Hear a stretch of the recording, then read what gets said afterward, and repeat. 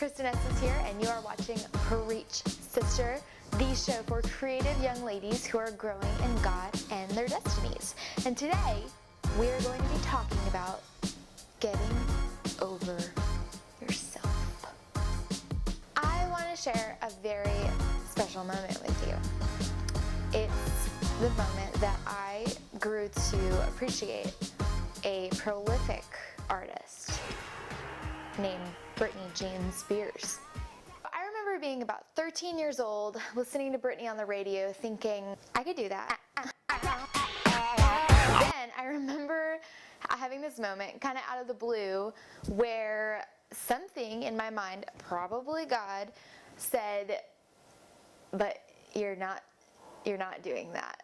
So sit down. Leave Britney alone! So that brings me back to why I'm starting this blog. When I had the idea to start making these videos like 4 years ago, it felt like a God idea. It felt like something that I was made for. No pressure. The thing is, I didn't start making these videos when I should have 4 years ago because I was afraid. I was afraid of the response. I was afraid of finding my voice and putting myself out there and being vulnerable at all. The reality is that we're not called to obey when we're ready. We're called to obey when we're called. Even Jesus sweat blood before he was supposed to go to the cross because he didn't really want to go. He said, God, if you can, I'm paraphrasing obviously, take this cup from me. But it was his destiny, and so he went. Thank Jesus that it is not your destiny to do something like that because of him. But remember that fear isn't supposed to dictate our response. If we didn't have fears, there would be nothing great about accomplishing anything, and we'd all kind of be sociopaths. So there's that. So why does this even matter? Well, it matters because you have a vital role to play in this life. I don't know why I just got Southern, but it's cool.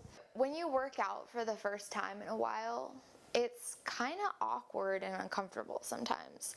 Your muscles ache and you don't have perfect form, and you realize that you have all these muscle groups that you didn't even know that you had, and you look in the mirror and you're never as cute as like the Instagram horse butt girls you see. The thing is that this awkward stage is the qualifier.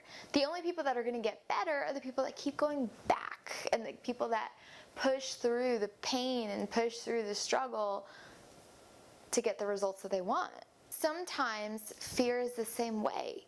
You want to create that song, that blog, that stand-up bit, that TV show, that choreography or whatever, but you have to take that scary first step. Or sometimes that scary last step in hitting publish or scheduling your open mic night. Here is a big sis tip that I wish I knew so much earlier in life. Now, temper this with wisdom, but know that the timing for stepping into something new or creating what you want is never, ever, ever going to be perfect. There might be times that it's easier, but perfection is never the goal that's worth chasing.